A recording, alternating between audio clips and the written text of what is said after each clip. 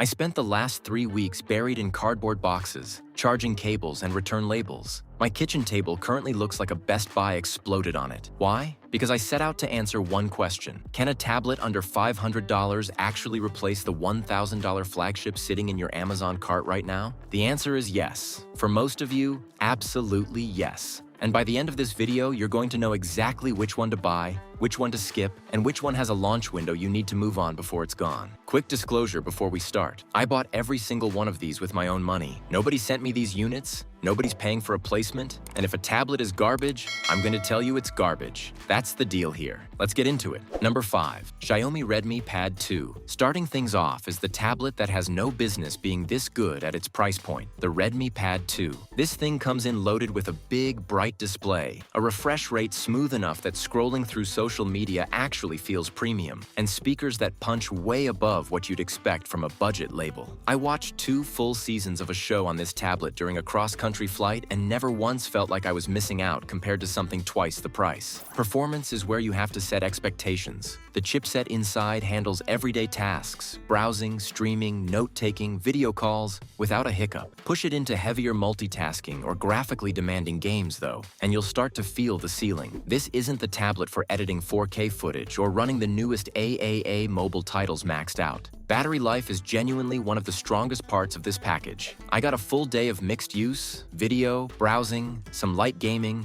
without reaching for a charger, and the included fast charging means even a quick top-up before you head out the door gets you meaningful runtime back. The build quality surprised me the most. Metal frame, no creaking, no flex when you grip it one-handed. It doesn't feel like a device that's cutting corners just because the price tag is low. So why is this sitting at number 5 and not higher? Simple. Everything on this list above it does what the Redmi Pad 2 does, and then does 1 or 2 things significantly better. But if your budget is tight and you just want a rock-solid all-day tablet for entertainment and light productivity, this is a genuinely safe buy. Number 4. Samsung Galaxy Tab A11 Plus. Moving up the list, and we're talking about Samsung's answer to, what if a budget tablet actually felt like a Samsung device? The Tab A11 Plus leans hard into what Samsung does well, a clean, polished software experience, tight integration if you're already living in the Samsung ecosystem, and a display that handles color accuracy better than most tablets in this price range have any right to. Where this tablet separates itself is software longevity. Samsung has a track record of pushing updates to its tablets for years after release, which means the device you buy today isn't going to feel abandoned 18 months from now. That's not a flashy spec sheet bullet point, but it's the difference between a tablet that lasts and one that quietly falls behind. The multitasking experience with Samsung's split-screen tools is legitimately useful for productivity. I had notes open next to a video call next to a browser window during actual work days, and it held up without the stutter you'd expect at this price. The trade-offs are real though. The chipset is tuned for efficiency over raw power, so this isn't a gaming tablet. And the base storage fills up fast if you're someone who downloads a lot of offline content. If you're a Samsung phone user already, the ecosystem tricks, like using this as a secondary screen or syncing notifications, make this an easy recommendation. If you're not in that ecosystem, some of the magic disappears. Solid tablet, smart software, a few hardware compromises. That's the Tab A11 Plus. Number 3. Lenovo Tab Plus. Now we're getting into the tablets that genuinely surprised me, and the Lenovo Tab Plus might be the most underrated device on this entire list. Lenovo did something clever here. They leaned into audio and multimedia in a way most budget tablets completely ignore. The quad speaker setup on this thing is loud, full, and actually has bass. I put on a movie in a room with the windows open, and it filled the space without sounding tinny or hollow, which is usually the first place budget tablets fall apart. The display holds its own too. Sharp text, solid brightness for indoor use, and a size that hits a sweet spot for both reading and watching without feeling unwieldy in your hands. Where Lenovo really wins, though, is accessory support. This tablet is clearly designed with a keyboard and stylus attachment in mind, and using it that way genuinely changes the experience from media tablet to lightweight productivity machine. I wrote a chunk of this script's outline directly on the Tab Plus with a stylus attached, and it felt natural, not like a compromise. Performance sits in a similar tier to everything else on this list. Fine for daily use, not built for heavy workloads. And storage expansion options vary depending on which configuration you pick, so pay attention to that before you buy. If audio quality and a flexible accessory ecosystem matter to you more than raw horsepower, the Lenovo Tab Plus deserves a serious look, and it's the one on this list I think is getting the least attention it deserves. Number 2. Apple iPad 11th Gen, A16 2025. Yes, an iPad is on a budget tablet list. And no, I haven't been paid to say that. The 2025 refresh of the base iPad quietly became one of the smartest value plays in Apple's entire lineup. The A16 chip inside this thing isn't just good for a budget device, it's genuinely fast. Multitasking, editing photos, running demanding apps, none of it makes this tablet break a sweat. It's the kind of performance headroom that means this tablet won't feel outdated in 2 or 3 years, which is more than you can say for most of the competition on this list. The display, camera quality, and speaker setup all carry that unmistakable Apple polish. Everything just feels tuned correctly, colors are accurate, audio is crisp, and the whole software experience is smooth in a way that's hard to quantify but easy to feel the moment you pick it up. Accessory support is the other massive advantage here. Apple Pencil compatibility and Magic Keyboard support mean this tablet can flex into a genuine productivity device, not just a media consumption slab. And if you're already inside the Apple ecosystem, iPhone, Mac, AirPods, the seamless handoff features alone might justify the price difference over the other tablets on this list. The compromises are the usual iPad at this price story. Storage starts lower than I'd like, accessories are sold separately and add up fast, and the base display isn't laminated, which matters if you're planning on doing a lot of precise stylus work. But as a pure performance and longevity play, this is the tablet on the list that will age the best. Number 1. Motorola Moto Pad. And here's the one that actually made me rearrange this entire list at the last minute. The Moto Pad is Motorola's first real swing at the tablet category in years, and it shows up swinging hard. The display is the first thing that grabs you, sharp, vibrant, and genuinely competitive with tablets costing significantly more. Watching content on this thing during my testing week, I kept forgetting I was looking at a budget device. What actually earns this the top spot is the balance. Motorola didn't just nail one category and phone in the rest. They built a tablet that's fast enough for real multitasking, comfortable enough for genuinely all-day use, and backed by battery life that got me through full days without once thinking about a charger. The software experience is close to stock, clean, fast, no bloatware weighing things down, which means the hardware isn't fighting against a clunky interface. And Motorola's pricing strategy here is aggressive. This tablet is positioned to undercut nearly everything else on this list while matching or beating them spec for spec. It's not perfect. This is a newer player in the tablet space, so the accessory ecosystem is still growing, and long-term software support is something we'll only really know the answer to a year or 2 from now. But based on pure day-to-day performance and value, the Moto Pad earned the top spot fair and square. So there you have it, 5 tablets that prove you don't need to spend flagship money to get a genuinely great experience. If you want the best all-around balance of price and performance, the Moto Pad is your pick. If you want long-term reliability and raw power, the iPad still makes a strong case for itself. Let me know in the comments which one you're leaning toward, and if this saved you from an impulse buy you would have regretted, hit that like button and subscribe for more breakdowns like this one. See you in the next video.